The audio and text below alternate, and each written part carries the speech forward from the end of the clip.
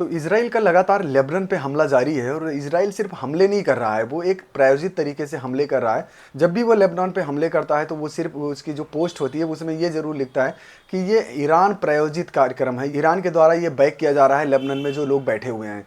तो इस तरीके से वो पूरी तरीके से हमले कर रहा है और वो सिर्फ हमले नहीं कर रहा है, यानी इज़राइल पूरी तरीके से सचेत है और वो जब भी हमले करता है लेबनान में तो उसके बाकी अपने कंट्री के चारों तरफ वो पूरी तरीके से अपना एक आयरन डोम जो है उसका वो उसको सेट करके रखता है। इज़राइल ने एक वीडियो भी जारी किया है जिसमें उसने दिखाया है कि उसने लेबनान में किस तरीके से वो हमले कर रहा है। उधर से हिजबुल्ला भी हमले कर रहा है और हिजबुल्ला भी बता रहा है कि वो किस तरीके से इज़राइल पर हमले कर रहा है। यानी वो जितने भी हमले कर रहा है वो बताता है कि मिसाइल वो कितने मिसाइल्स उसने दागे हैं। तो ये युद्ध एक तरीके से पूरी तरीके से खुल गया है और खुलेआम ये हमले हो रहे हैं।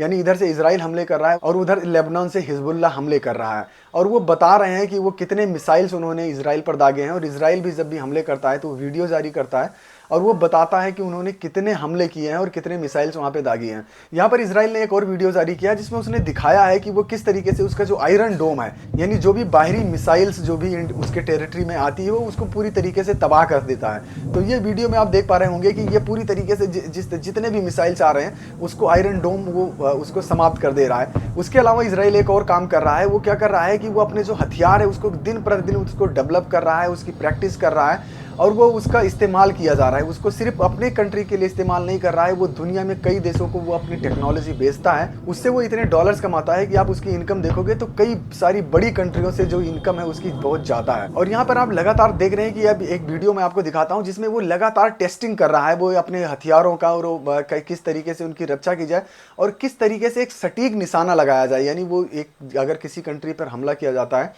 किसी भी देश पर वो हमला करता है, उसके आसपास यहाँ पर आप देखोगे इजराइल के बहुत सारी कंट्रीज हैं जो सारे उसके खिलाफ हैं।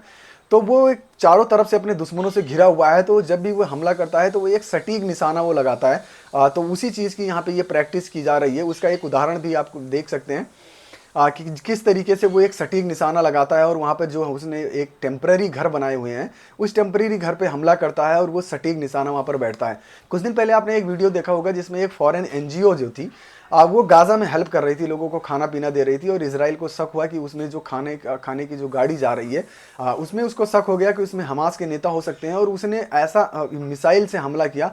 और वो मिसाइल जाकर, यानी आप एक चीज़ सोचिए कि आप गाड़ी वो इतनी स्पीड से जा रही है और उसके बाद में वो मिसाइल जाके सीधा उस गाड़ी पर गिरती है और गाड़ी वो को आर पार कर देती है। तो इतना सटीक निशाना है उसका इजराइल का। तो एक तरीके से वो पूरी तरीके से वो घिरा ज़रूर हुआ है लेकिन वो डरता नहीं और हर तरीके से हर सारी सुविधाएं उसको मिल रही हैं। अब अमेरिका भी उसके साथ है, अमेरिका की पूरी टेक्नोलॉजी उसको मिल रही है अपने देश की सुरक्षा करने के लिए, लेकिन उसके पास भी इतनी टेक्नोलॉजी है कि वो किसी देश पर इतना डिपेंडेंट नहीं है, उसकी खुद की टेक्नोलॉजी है। यानी टेक्नोलॉजी में एक चीज़ देखिए कि आप जो दुनिया में सबसे बड़ा सॉफ्टवेयर है, आप एप्पल का जो फ़ोन है आप उसको सबसे सुरक्षित मानते हैं कि वो सबसे महंगा आता है, तो जाहिर सी बात है सबसे सुरक्षित फ़ोन होगा। लेकिन उस फ़ोन को भी हैक करने का उसके पास सॉफ्टवेयर है जो कि वो आम आदमी को नहीं देता है। वो अगर वो कोई गवर्नमेंट उससे रिक्वेस्ट करती है और परचेज करती है तो उस गवर्नमेंट को वो देता है।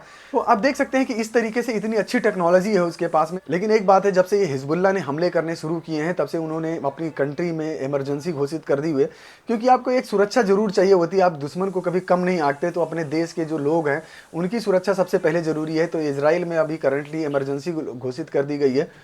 यानी लोगों को ऐसा निर्देश दिया गया है कि वो बाहर कम निकलें, इधर उधर कम जाएं, भीड़ भाड़ इलाके में कम जाएं, जिससे कभी कई तरीके से हमले हो रहे हैं। तो आपके पास एक टेक्नोलॉजी है, कभी भी फेल हो सकती है और वो टेक्नोलॉजी फेल होने की वजह से बहुत सारे लोगों की जान जा सकती है। तो इस तरीके से वो कोई रिस्क नहीं लेना चाहता, लेकिन उसको जो इजराइल है वो पूरी तरीके से इतना सुरक्षा घेरे में है उसकी टेक्नोलॉजी से, कोई भी बम बारूद मिसाइल उसको भेद नहीं सकती। यानी वो आयरन डोम इतना तगड़ा है। कुछ दिन पहले आपने देखा होगा कि जब ईरान ने हमला किया था एक तरीके से, तो उन्होंने सैकड़ों मिसाइल्स और ड्रोन से एक साथ हमला किया था, लेकिन फिर भी इजराइल का कुछ नहीं हुआ। एक मिसाइल सिर्फ जाके वो कहीं उसके टेरिटरी में गिरी थी, कहीं मिलिट्री बेस के आसपास गिरी थी, उससे कोई ज़्यादा उसको नुकसान नहीं हुआ था और ना कोई ज़्यादा कोई खास घायल हुआ था।